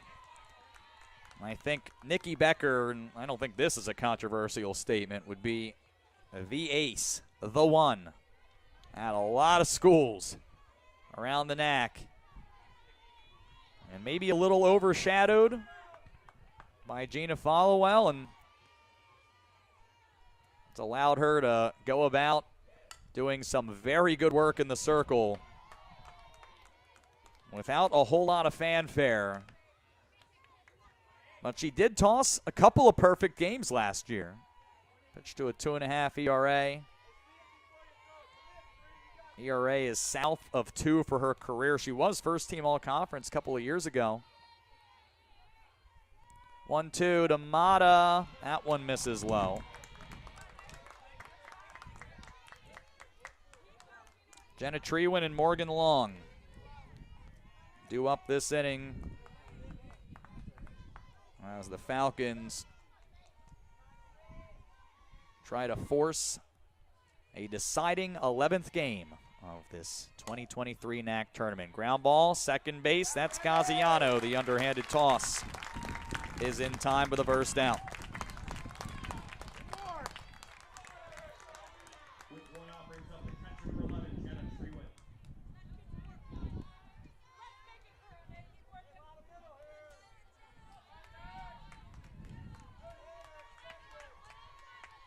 Trewin is 1 for 3 with a couple of RBIs.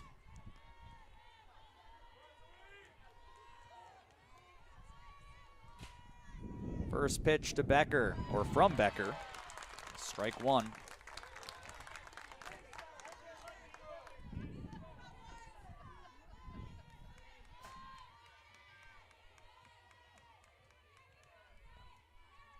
A right-hander rocks and deals and finds the corner for strike two.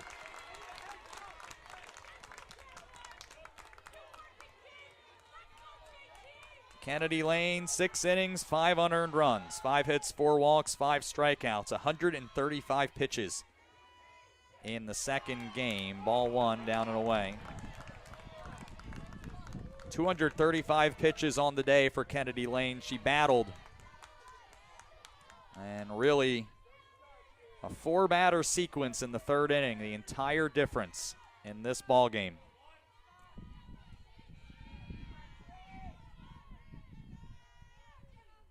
One-two, swung on, hit hard into right field, but too high.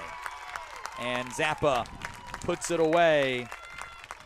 CUW. And out away from a repeat NACC tournament championship. And Morgan Long will have a word with Brooke Gajewski.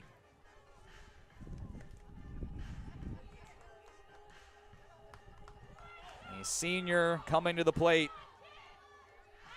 trying to extend MSOE season. She is 1 for 3.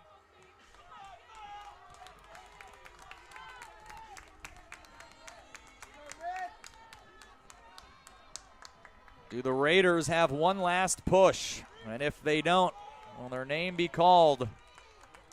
And the regionals are announced. First pitch to Long is taken for a strike. Lauren Stefanchek as the potential tying run on deck. If Long can find a way on, 0-1 is outside.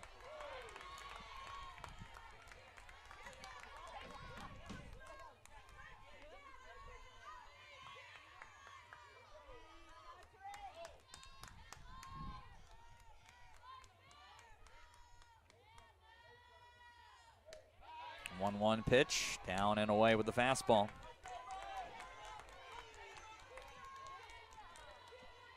More than 2 hours in this one. High tension. A battle between the top 2 teams in the league playing out here to its conclusion. Ground ball up the middle. Gaziano has it. The throw to first is in time, and it sends Concordia, Wisconsin back to the NCAA tournament. The Concordia University, Wisconsin Falcons with their 28th consecutive win. They win all 26 games against NACC opponents. And they are the 2023 Northern Athletics Collegiate Conference Tournament champions.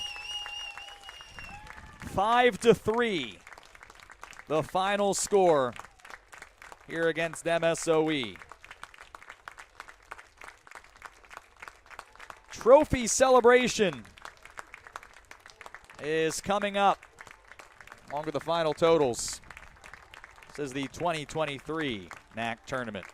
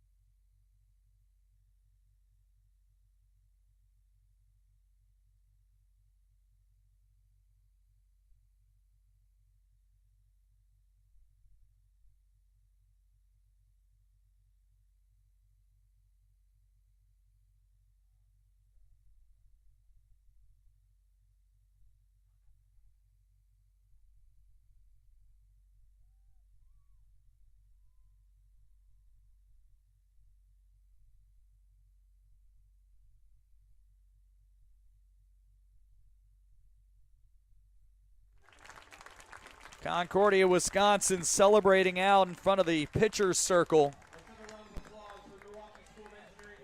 MSOE earning a well-deserved round of applause right now. They're in a circle in shallow right field. Had to come into this game out of the back draw. They were knocked into that back draw in their first game of the tournament, but battled back. Just not enough. And now Joshua Schroeder, assistant commissioner, will present the conference tournament trophy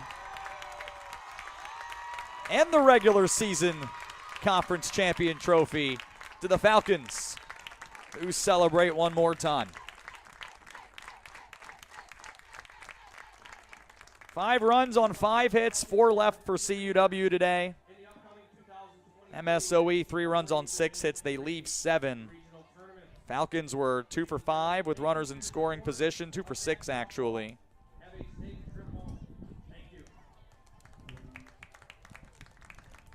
MSOE was just 1 for 8. Gina Followell now 24-0 on the season. 6 innings, 3 runs, 1 earned on 6 hits with 10 strikeouts. Nikki Becker with her second save, pitching a perfect 7th. Kennedy Lane takes the loss, now 22-7 on the season. 2 hours and 7 minutes on the final game on the NACC schedule for 2023. So CUW will find out where it will go playing the first round of the NCAA tournament. They were number 1 in the regional rankings. And so best of luck to the Falcons as they earn the automatic qualifier. And now will extend their season and look to extend their 28-game winning streak.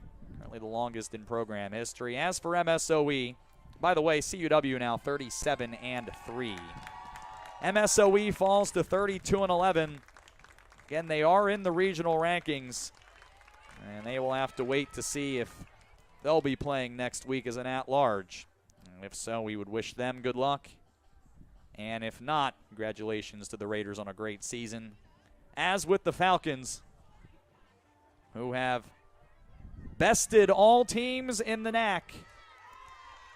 And after an 11-1 win over Aurora, or rather an 8-0 win over Aurora in 5 innings in the opener, and after a 5-3 win over Dominican last night, CUW goes 3 for 3 and defeats MSOE 5-3 to win the NACC Tournament Championship. Once again, thanks in order. I went through all of this last inning, but once more, staff and crew for making this 2023 NACC tournament a huge success here at Bedrosian Stadium. My name is Sean Fry. It's been a pleasure bringing you coverage of the 2023 NACC tournament here at athletics.aurora.edu, the Aurora University Athletics YouTube page.